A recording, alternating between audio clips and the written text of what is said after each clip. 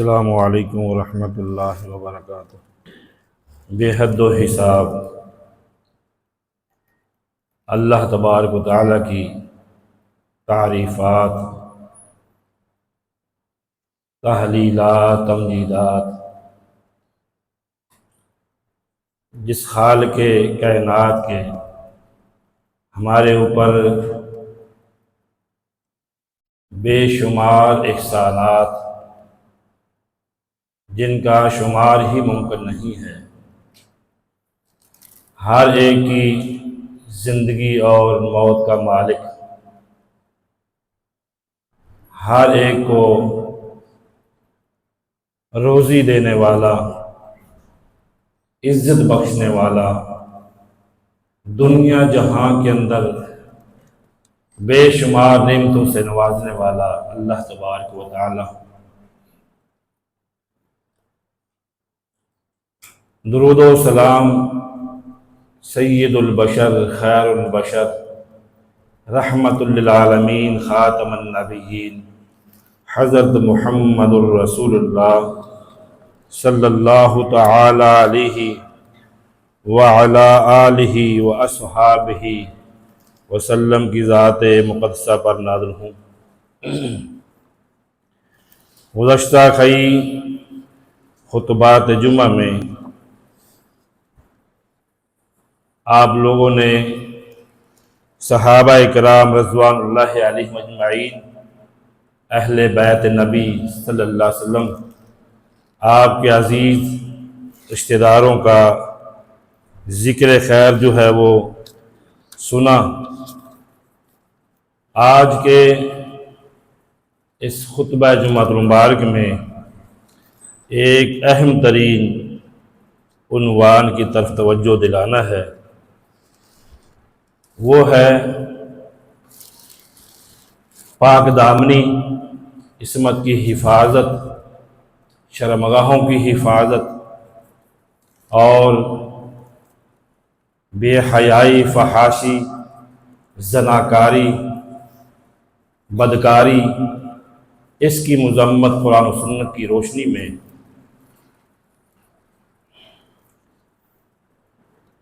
یہ برائی ایسی ہے جو شرک کے بعد سب سے بڑا گناہ قتل انسانیت، اور اس کے بعد زناکاری ہے، بدکاری ہے۔ معاشرے کے اندر یہ بدکاری، زناکاری اور فحاشی، یہ گناہ اس قدر پھیل چکا ہے کہ شاید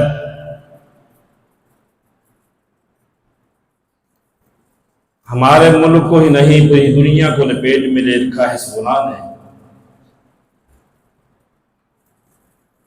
اس قدر یہ بے حیائی، بدکاری والا گناہ عام ہو چکا ہے کہ لوگوں نے اسے گناہ سمجھنا ہی چھوڑ دیا ہے۔ تعلیمی درسگاہوں میں جہاں پہ تعلیم و تربیت ہونا تھی، نہ ہی وہ جگہ محفوظ، نہ ہی بازار محفوظ ہیں، اور جہاں سے عدل و انصاف ملنا تھا وہ جگہ بھی محفوظ نہیں رہی۔ اس قدر یہ برائی عام ہو چکی ہے، تو ہم اس برائی کے بارے میں قرآن و سنت کی روشنی میں دیکھتے ہیں کہ یہ گناہ کیسا ہے، اس کے نقصانات کیا ہیں۔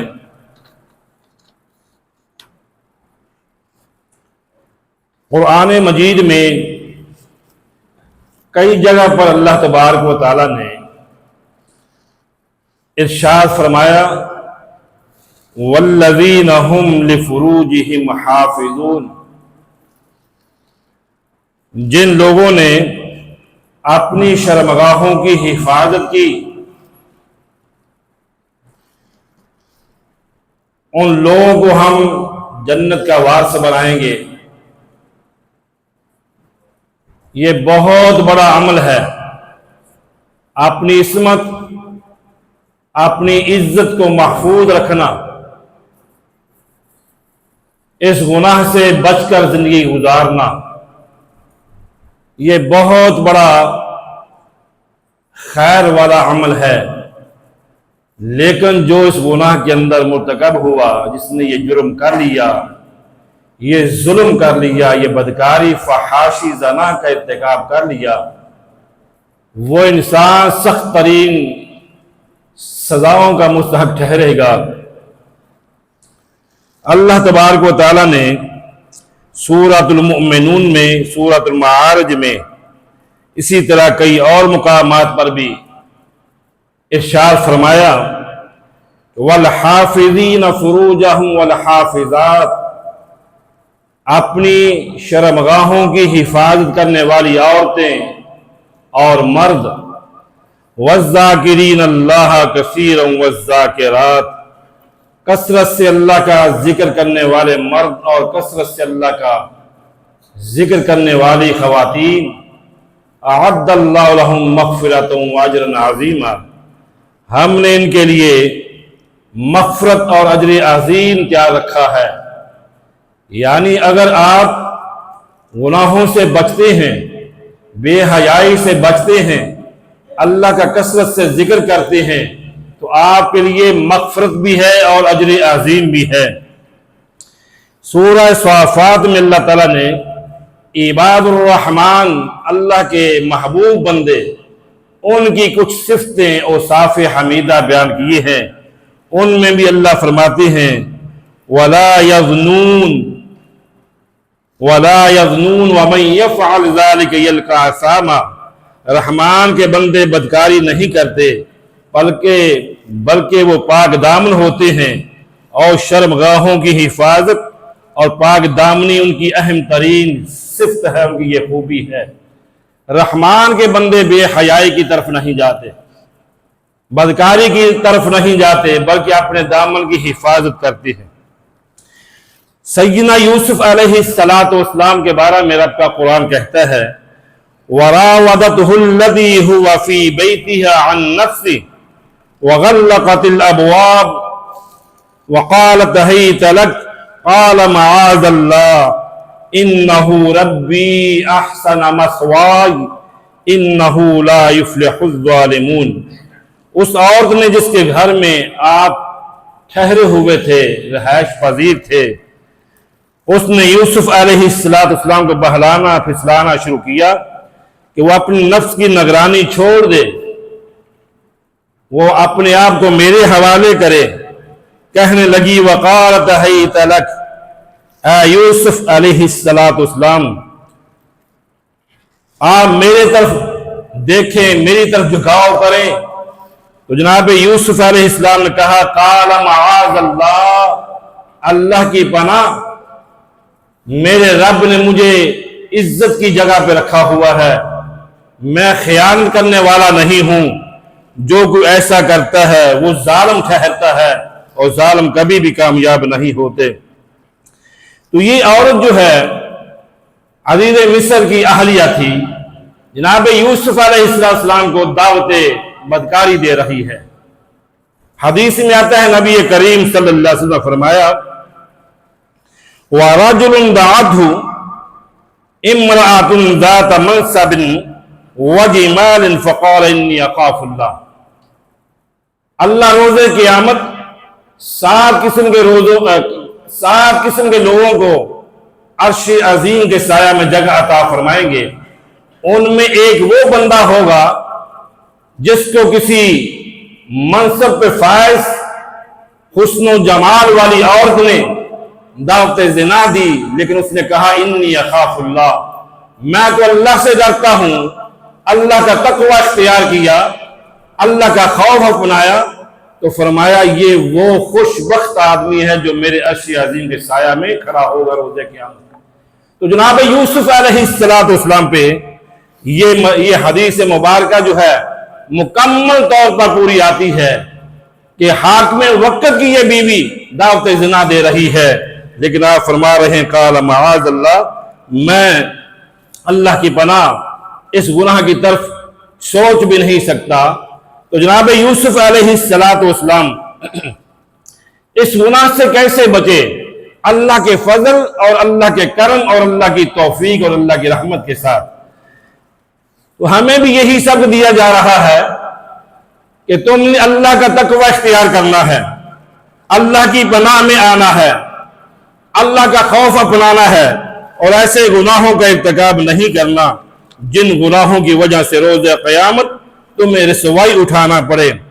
کہیں اللہ تبارک و تعالیٰ اس طرح قرآن مجید میں ارشاد فرماتے ہیں، یا ایھا النبی اذا جاءک المؤمنات یبایعنک علی الا یشرکن باللہ شیئا ولا یسرقن ولا یزنین ولا یقتلن اولادہن۔ سورہ ممتحنہ۔ نبی کریم صلی اللہ علیہ وسلم کے پاس خواتین اسلام جب مسلمان ہو کر آپ کے پاس آتی ہیں تو آپ صلی اللہ علیہ وسلم ان عورتوں سے بیعت لیا کرتے تھے۔ طریقہ کار یہ تھا کہ نبی کریم صلی اللہ علیہ وسلم نے کبھی بھی کسی عورت کے ہاتھ کو چھوا تک تو دور کی بات ہے، کبھی دیکھا تک بھی نہیں ہے۔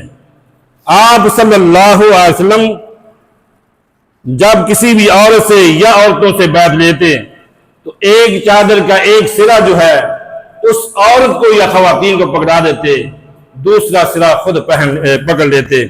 یہ ایسا ہوتا کہ آپ پانی کے اندر، پانی کے برتن میں آپ اپنا ہاتھ رکھ لیتے، اور جب آپ اپنا ہاتھ نکال لیتے تو اس پانی میں خواتین اپنا ہاتھ رکھ لیتی۔ لیکن آپ صلی اللہ علیہ وسلم نے کبھی کسی عورت کے ہاتھ کو نہیں چھوا ہے۔ اور بیعت کن معاملات میں ہوتی تھی؟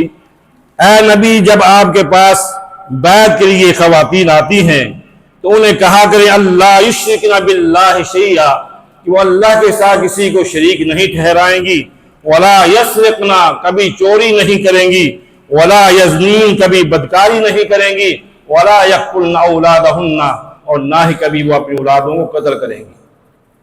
یہ وہ مسائل تھے جن پر نبی کریم صلی اللہ علیہ وسلم خواتین سے بیعت لیا کرتے تھے۔ اسی طرح عبادہ بن ثابت رضی اللہ تعالیٰ فرماتے ہیں کہ نبی کریم صلی اللہ علیہ وسلم ہم سے یہ بیعت لیتے تھے، بایعونی علی اللہ تشرکوا باللہ شیئا ولا تسرقوا ولا تزنوا ولا تقتلوا اولادکم، میرے ساتھ اس بات پر بیعت کرو کہ تم کبھی بھی اللہ کے ساتھ کسی کو شریک نہیں ٹھہراؤ گے، اور نہ ہی تم چوری کرو گے، نہ ہی زناکاری کرو گے، نہ ہی اپنی اولادوں کو قتل کرو گے۔ یہ مردوں کے حوالے سے۔ اسی طرح جو ہے روم کے بادشاہ ہرقل، اس کے پاس جب ابو سفیان رضی اللہ تعالیٰ عنہ ابھی مسلمان نہیں ہوئے تھے، ان کے پاس پہنچے تو ہرقل نے یہ کہا، ماذا یأمرکم، جس بندے نے تمہارے پاس نبوت کا دعویٰ کیا ہے اس کی تعلیم کے حوالے سے مجھے بتلاؤ کہ وہ کیسا آدمی ہے، وہ آپ سے کس چیز کا تقاضا کرتا ہے۔ تو ابو سفیان نے یہ کہا، اعبدوا اللہ وحدہ ولا تشرکوا بہ شیئا، وہ ہمیں یہ کہتا ہے کہ اللہ کی عبادت کرو اور اس کے ساتھ کسی کو بھی شریک نہ ٹھہراؤ، اور وہ کہتا ہے کہ جو تمہارے باپ اجداد کہتے تھے ان چیزوں کو چھوڑ دو۔ ہمیشہ ہمیں حکم دیتا ہے یأمرنا بالصلاۃ، نماز کی پابندی کرو، والصدق، اور ہمیشہ سچائی کو تھامے رکھو، والصدقہ، اللہ کی راہ میں خرچ کرتے رہو، والعفاف والصلہ، اور پاک دامنی کی ہمیں تعلیم دیتا ہے، بدکاری سے، فحاشی، زناکاری سے بچ کر زندگی گزارو، والصلہ، اور صلہ رحمی کی تعلیم دیتا ہے۔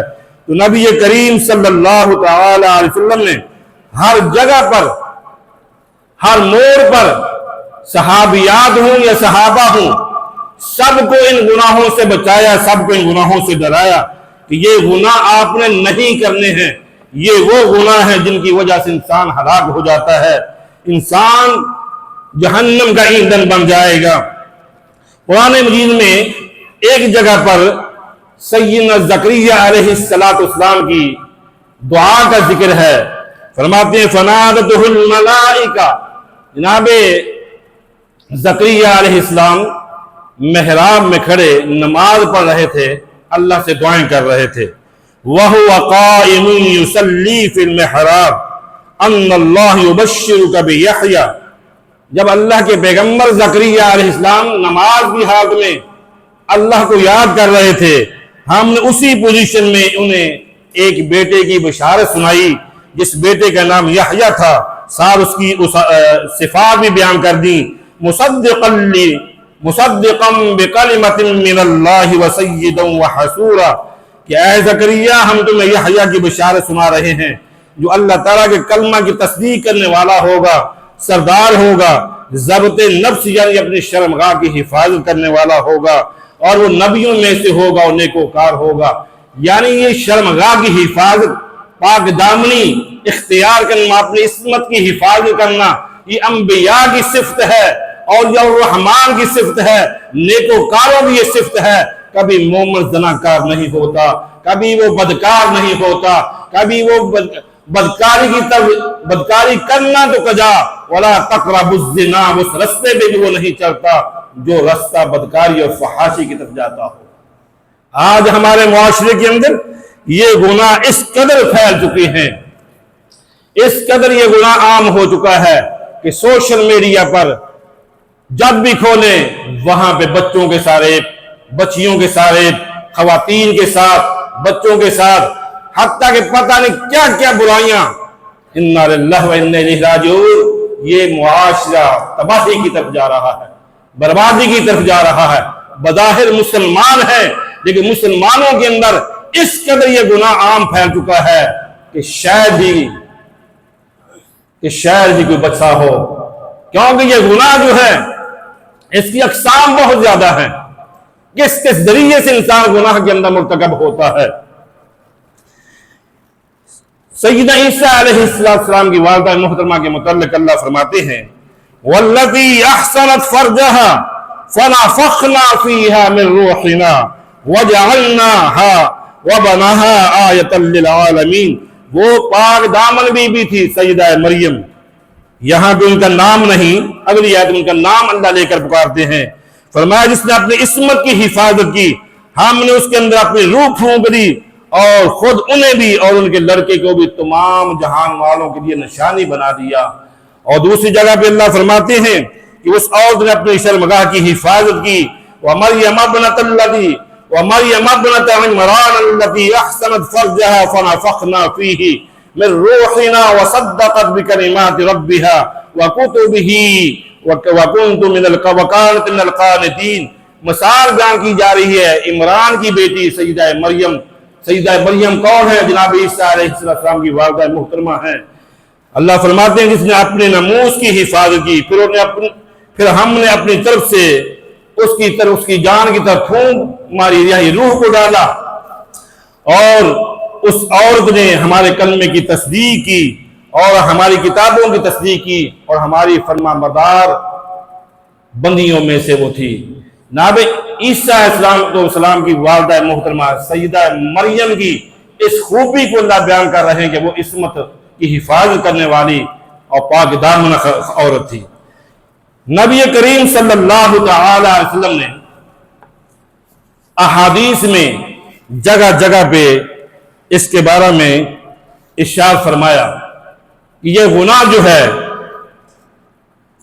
اس سے بچنا کس حد تک ضروری ہے۔ ایک حدیث میں آتا ہے نبی کریم صلی اللہ علیہ وسلم فرمایا تم مجھے 6 چیزوں کی ضمانت دو، میں محمد تمہیں جنت کی ضمانت دیتا ہوں صلی اللہ علیہ وسلم۔ اضمنوا لی ستا من انفسکم اضمن لکم الجنہ، تم مجھے جنت کی ان گناہوں سے بچاؤ کی ضمانت دو کہ ہم یہ گناہ نہیں کریں گے، میں محمد تمہیں جنت کی ضمانت دیتا ہوں۔ وہ گناہ کیا تھے؟ فرمایا اصدقوا اذا حدثتم، ہمیشہ تم سچ بولو گے، کبھی جھوٹ کا سہارا نہیں لو گے۔ وَأَوْفُوا إِذَا وَعَدتُّمْ، ہمیشہ اپنے وعدوں کو پورا کرو گے۔ وَعَدُّوا إِذَا اؤْتُمِنْتُمْ، اپنی امانتوں کو ہمیشہ ادا کرو گے۔ وَاحْفَظُوا فُرُوجَكُمْ، اپنی شرمگاہوں کی حفاظت کرو گے۔ وَغُضُّوا أَبْصَارَكُمْ، اپنی نگاہوں کو نیچا رکھو گے۔ وَكُفُّوا أَيْدِيَكُمْ، اپنے ہاتھوں کو تکلیف دینے سے روکے رکھو گے۔ یہ 6 عمل ہیں، آپ صلی اللہ علیہ وسلم نے فرمایا ان اعمال کی تم مجھے ضمانت دو، میں تمہیں جنت کی ضمانت دیتا ہوں۔ ان اعمال میں بھی دو باتیں ایسی ہیں جو ہمارے موضوع کے ساتھ تعلق رکھتی ہیں۔ وَاحْفَظُوا فُرُوجَكُمْ، اپنی عصمت کی حفاظت، شرمگاہوں کی حفاظت، اپنی نگاہوں کو نیچا رکھنا۔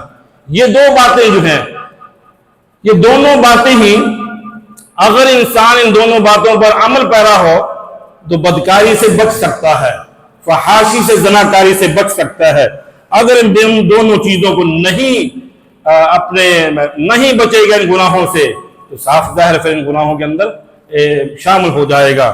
دوسری حدیث میں آتا ہے مَن يَغْمَن لِمَا بَيْنَ لَحْيَيْهِ وَمَا بَيْنَ رِجْلَيْهِ يَضْمَنُ لَهُ الْجَنَّةَ، جو مجھے دو چیزوں کی ضمانت دے میں محمد سے جنت کی ضمانت دیتا ہوں صلی اللہ علیہ وسلم۔ فرمایا ما بین لحییہ، دو جبڑوں کے درمیان جو زبان ہے اس کی ضمانت دو کہ اللہ کی نافرمانی کے لیے اس زبان کو استعمال نہیں کرو گے، اس زبان سے برا نہیں بولو گے، غیبت، چغلخوری، بہتان بازی، تبرہ بازی، گالی گلوچ، جو گناہ زبان سے صادر ہوتے ہیں ان گناہوں میں اپنی زبان کو روکے رکھو گے۔ اور فرمایا وَمَا بَيْنَ رِجْلَيْهِ أَضْمَنُ لَهُ الْجَنَّةَ، جو تمہاری ٹانگوں کے درمیان تمہاری شرمگاہ ہے اس کی حفاظت کی ذمہ داری اور ضمانت دو، میں محمد تمہیں جنت کی ضمانت دیتا ہوں۔ احادیث رسول صلی اللہ علیہ وسلم اور نبی کریم صلی اللہ علیہ وسلم کے فرامین جو ہیں بھرے پڑے ہیں، لیکن ہم ان چیزوں کو ہائی لائٹ نہیں کرتے، ہم ان چیزوں کو جو ہے ہلکا لیتے ہیں، کوئی بات نہیں ہے۔ نبی کریم صلی اللہ علیہ وسلم نے اس گناہ سے بچنے کے لیے کئی تدابیر اور کئی عمل بتلائے۔ ان میں سے ایک عمل یہ ہے، عبداللہ بن مسعود رضی اللہ تعالی فرماتے ہیں، آپ نے فرمایا یا معشر الشباب من استطاع منکم الباءۃ فلیتزوج فإنہ اغض للبصر واحسن للفرج، اے نوجوانوں کی جماعت، جو شخص تم میں سے نکاح کی طاقت رکھتا ہے اسے نکاح کرنا چاہیے، اور جو نکاح کرنے کی طاقت نہیں رکھتا ہے اسے روزوں کا اہتمام کرنا چاہیے، کیونکہ روزے جو انسانی نفسی خواہشات جو ہیں، جنسی خواہشات پہ کنٹرول کرتے ہیں۔ اور فرمایا فَإِنَّهُ أَغَضُّ لِلْبَصَرِ، اپنی نگاہوں کو نیچا رکھو اور اپنی شرمگاہوں کی ہمیشہ حفاظت کرو۔ اس حدیث پاک میں نبی کریم صلی اللہ علیہ وسلم نے نکاح کے بارے میں رغبت دلائی، نگاہوں کو نیچا رکھنے کے بارے میں، شرمگاہوں کی حفاظت کے بارے میں آپ صلی اللہ علیہ وسلم نے لوگوں کو آگاہ فرمایا۔ اسی طرح آپ صلی اللہ علیہ وسلم نے آنکھ، کان، دل اور زبان، ان چاروں اعضاء جو جسمی اعضاء ہیں، کان، آنکھ، دل اور زبان، یہ چار اعضاء ایسے ہیں کہ اگر انسان ان چاروں اعضاء پر کنٹرول کر لے تو بے شمار گناہوں سے بچ سکتا ہے۔ تیسرا، نبی کریم صلی اللہ علیہ وسلم نے بتلا کہ مرد و زن کے اختلاط اور خلوت، مرد و زن کا کسی بھی معاشرے میں، وہ دفاتر ہوں، تعلیمی درسگاہیں ہوں، جہاں بھی پروگرام ہوتے ہیں، وہاں پر اگر اختلاط سے بچا جائے، خلوت سے بچا جائے، تنہائی سے بچا جائے، غیر محرم عورتوں کے ساتھ، تو انسان اس گناہ سے بچ سکتا ہے، اپنے آپ کو بچا سکتا ہے۔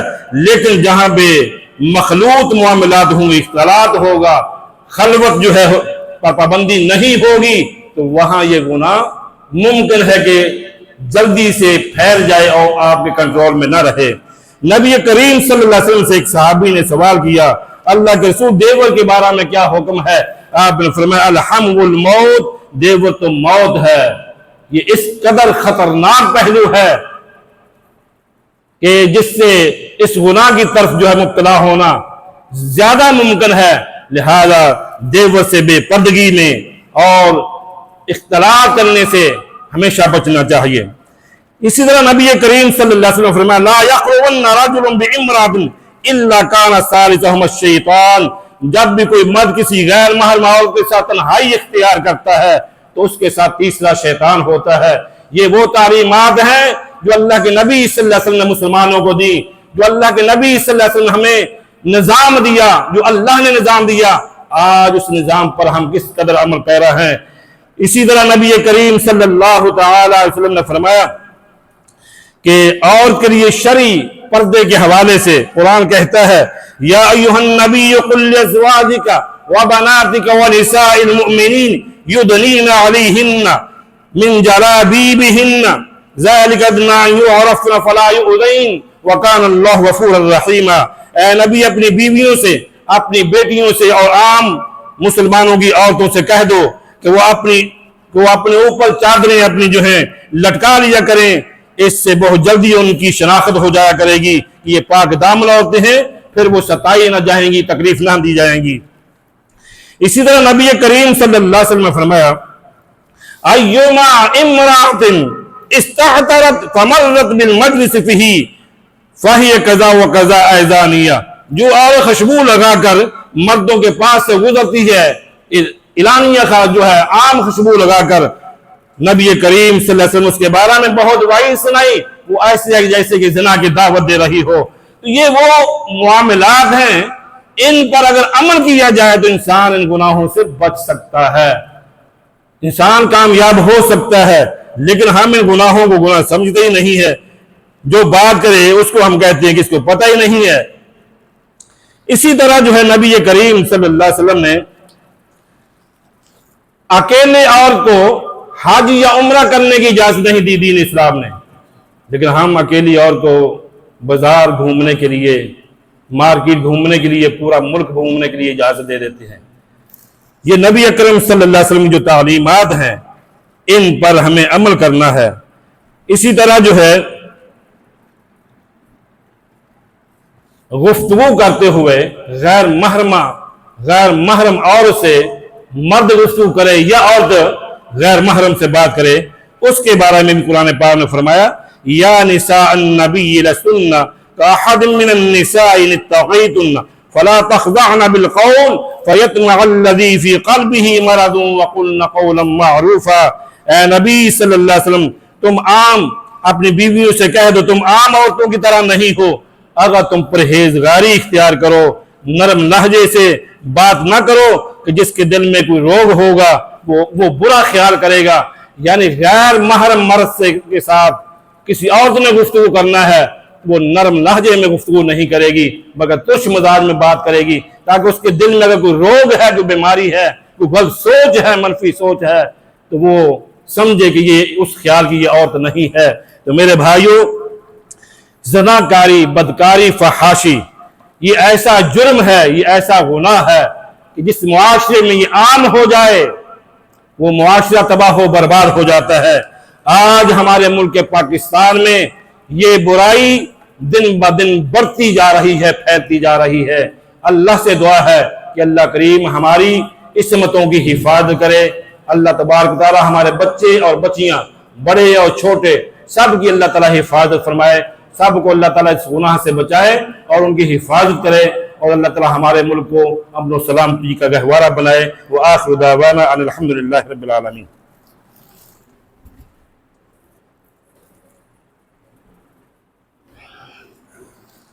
الحمدللہ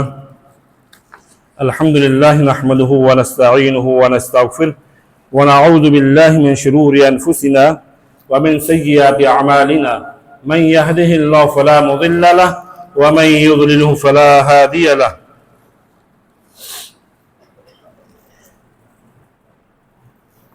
والذین هم لفروجهم حافظون، وہ لوگ جو اپنی شرمگاہوں کی حفاظت کرتے ہیں۔ جنسی خواہش کی تکمیل کے لیے نکاح ہے یا لونڈی ہے، اس کے علاوہ جتنے بھی راستے ہیں جنسی تسکین حاصل کرنے کے لیے، وہ سب حرام کے راستے ہیں۔ شرمگاہ کی حفاظت ایمان، حیاداری اور جنت کا راستہ ہے۔ اذا لم تستحی فاصنع ما شئت، جب انسان کے اندر بے حیائی اتر آتی ہے تو پھر وہ درندہ بن جاتا ہے، اسے نہیں فکر، جو چاہے وہ سو کرتا پھرے۔ اللہ تعالیٰ نے انسان کو عزت، حیا اور پاک دامنی سے نوازا ہے۔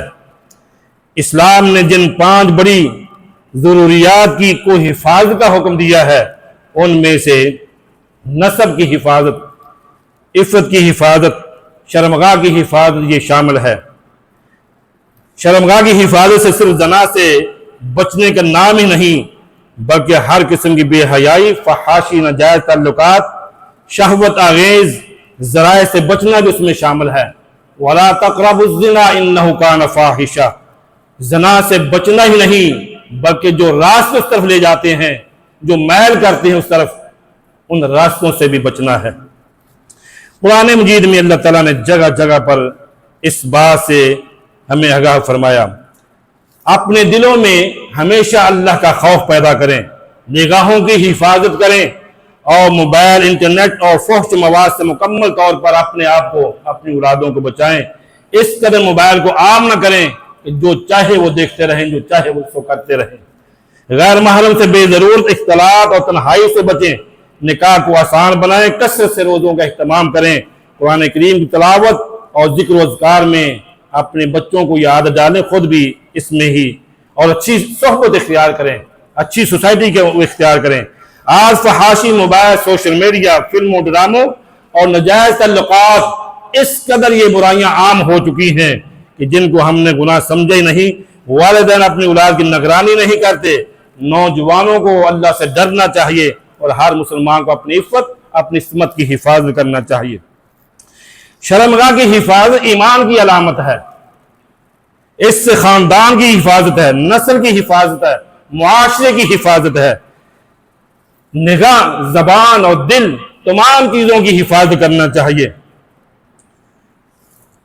اسی طرح جو زنا کرتا ہے وہ ظالم ٹھہرتا ہے، وہ اپنی جان پر ہی ظلم نہیں کرتا، اپنی فیملی پر بھی ظلم کرتا ہے، اسے رسوا کرتا ہے۔ اپنی فیملی پر ہی جرم نہیں کرتا، اپنے معاشرے پر بھی ظلم کرتا ہے، اپنے ملک پر بھی ظلم کرتا ہے۔ کہاں کہاں اس کی برائی کی جو ہے وہ اثر پہنچتا ہے، پورا معاشرہ اس کی لپیٹ میں آتا ہے۔ ہم سمجھتے ہیں کہ اس نے گناہ کیا، اس کے ساتھ اس کا تعلق ہے، نہیں۔ جس نے زنا کیا، بدکاری کی، اس نے اپنے گھر کے لیے ایک روڈ مہیا کر دیا ہے، ایک راستہ آسان کر دیا ہے، اسے کبھی موت نہ آئے گی جب تک اس کے گھر میں وہ برائی پہنچ نہ جائے گی۔ یہ حدیث سے، قرآن پاک سے یہ چیزیں ثابت ہیں۔ برائی کرنے والا، گناہ کرنے والا وہ مت کہے کہ میں نے طاقت کے زور پر، اثر و سوق کے زور پر یہ برائی کر لی ہے، لہذا میں محفوظ رہوں گا۔ اللہ کی قسم، اس کا گھرانہ، اس کی فیملی اس جرم سے نہیں بچ سکتے جب تک اس گناہ کو ان کے گھر میں ہوتا ہوا دیکھ نہیں رہیں گے آپ۔ اسی طرح جو ہے موجودہ دور میں ہمارے ملک میں انتہائی شرمناک یہ واقعات ہیں کہ ایک تو برائی کرتے ہیں، دوسرا سوشل میڈیا پر اسے ہائی لائٹ کرتے ہیں، برائی کو عام کرتے ہیں تاکہ اس برائی کو عام کیا جائے، تاکہ اور لوگوں کو اور انسانیت اس جرم کے اندر جو ہے ملوث کیا جائے۔ ہماری حکومت نے اس طرح کے کئی اپنا شعبہ جات بھی بنائے، CCD وغیرہ، ایک محکمہ تشکیل دیا، اس محکمے کا بھی اثر تمہارے سامنے ہے۔ ہم نہیں کہتے، آپ کے سامنے ہے۔ اس محکمے کے اندر بھی بے شمار لوگوں پر ظلم بھی ہوا، زیادتی بھی ہوئی۔ جو کمزور تھے انہیں سزا ملی بغیر عدالت لگائے، جو کمزور نہ تھے وہ جو چاہیں کرتے رہیں، ان کے لیے قانون تحفظ کرتا رہا، چھتری مہیا کرتا رہا۔ اس طرح برائیاں نہیں ختم ہوتی، جہاں سے عدل و انصاف ملنا تھا وہاں پہ یہ گناہ عام ہوتے۔ یہ انصاف نہیں ہے۔ ہم نے سارے نظام چیک کر لیے، نہیں اپنایا تو قرآن سنت کا نظام نہیں اپنایا ہے۔ ہمیں قرآن سنت کی طرف پلٹنا چاہیے۔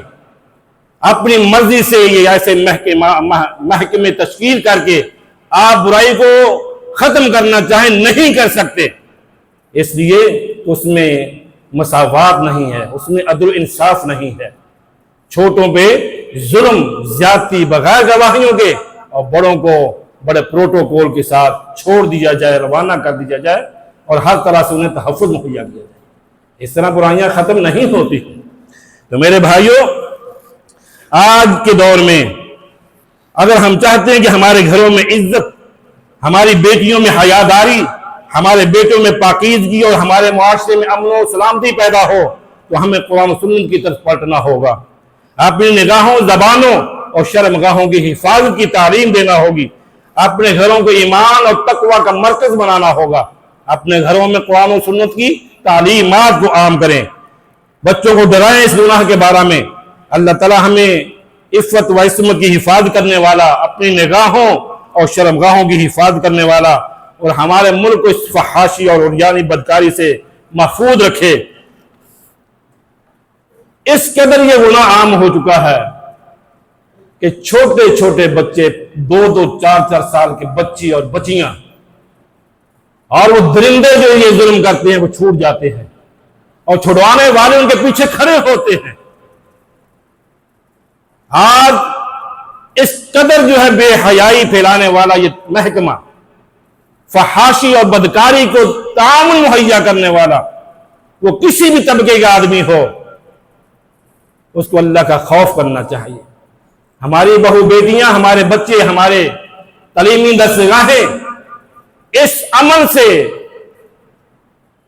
والدین جب اپنے بچوں کو تعلیمی درسگاہوں میں بھیجتے ہیں 1000 مرتبہ سوچتے ہیں کہ ان کی عصمت کا کیا بنے گا، ان کی حفاظت کا کیا بنے گا، کہاں بچوں کو بھیجیں، کہاں اپنے بچوں کو، بچیوں کو تعلیم تربیت کے لیے بھیجیں۔ یہ بھیڑیے، یہ درندے ہر جگہ پہ داؤ لگا کر کھڑے ہوتے ہیں، ان کا کوئی پوچھنے والا نہیں ہے، انہیں کوئی سزا دینے والا نہیں ہے۔ عالی اعلان بڑوں کو چھوڑ دیا جاتا ہے، اور چھوٹے لیول کے لوگوں پر بغیر عدالت لگائے، بغیر تحقیق کیے سزا دے دی جاتی ہے۔ اس میں بھی کئی حقدار، کئیوں کو واقعتاً جرم کی سزا ملی، اور کچھ ایسے بھی تھے جو ناجائز ظلم کا شکار ہوئے۔ تو بھائیو، اللہ تبارک و تعالی ہماری حفاظت فرمائے، ہمارے بچوں کی حفاظت فرمائے، اس جرم سے، اس گناہ سے اللہ ہمیں پاک فرمائے۔ اور نبی کریم صلی اللہ علیہ وسلم نے فرمایا تھا کہ ایک وقت آئے گا بدکاری عام ہو جائے گی، فحاشی عام ہو جائے گی، عریانی عام ہو جائے گی۔ آج زنا کے بارے میں قرآن کہتا ہے وَلَا تَقْرَبُوا الزِّنَا، وہ راستہ بھی چھوڑ دیں جو راستہ تمہیں اس طرف آمادہ کرتا ہے۔ ہم بار بار وہ آلے، وہ چیزیں اپنے بچوں کو مہیا کرتے ہیں، ایسی خوراکیں دیتے ہیں، ایسی چیزیں مہیا کرتے ہیں جن کے ذریعے جو ہے برائی عام ہو۔ اسی طرح اغلام بازی ہے، لواطت ہے۔ لواطت زنا کی دوسری قسم ہے، زنا کی دوسری قسم لواطت اغلام بازی ہے۔ قرآن کہتا ہے یہ لوط علیہ السلام کی قوم کے اندر بھی یہ برائی آئی، سب سے پہلے اس برائی کا آغاز لوط علیہ السلام کی قوم نے کیا، اور لوط علیہ السلام نے کہا تھا تم کیسی بدبخت قوم ہو، اس سے پہلے اس جرم کا کسی نے ارتکاب نہیں کیا ہے۔ اس قوم پر جب عذاب آیا تو اللہ تبارک و تعالیٰ نے اس قوم کو زمین سے اٹھایا، آسمانوں تک لے جا اٹھا پھینکا، پھر ان کے اوپر پتھروں کی بارش برسا کر صفحہ ہستی سے مٹا کر عبرت کا نشان بنا دیا۔ اغلام بازی بھی اس قوم میں عام ہوتی جا رہی ہے۔ اسی طرح بے ریش نابالغ بچوں کے ساتھ، اسی طرح بیوی کے ساتھ غیر فطرتی عمل، اسی طرح جنگ روز کے ساتھ بدفعلی، اسی طرح استمناء بالید، یہ بھی فاحشہ میں آتا ہے، اور اسی طرح حرمت متع ہے، یہ متع جس کو عام کہتے شرطیہ نکاح جو ہے، چند دن کے لیے نکاح کرنا، ایک طبقہ ہے وہ جو اس کو پرموٹ کرتا ہے۔ یہ ساری کی ساری اقسام جو تقریباً 7 میں نے گنوائی ہیں، یہ بدکاری ہے، فحاشی ہے، زناکاری ہے۔ ان تمام گناہوں سے خود بھی بچیں، اپنے بچوں کو بچائیں۔ اللہ تعالی ہمارا حامی و ناصر ہو، اللہ ہمارے ملک کو امن و سلامتی کا گہوارہ بنائے۔ آئندہ انشاءاللہ الرحمن جمعہ 14 اگست کو آ رہا ہے، جس میں ہم سنیں گے انشاءاللہ پاکستان میں امن کیسے، حدود اللہ کے بارے میں گفتگو ہوگی۔ وآخر دعوانا ان الحمدللہ رب العالمین۔ اللہ تعالیٰ پورے ملک کی حفاظت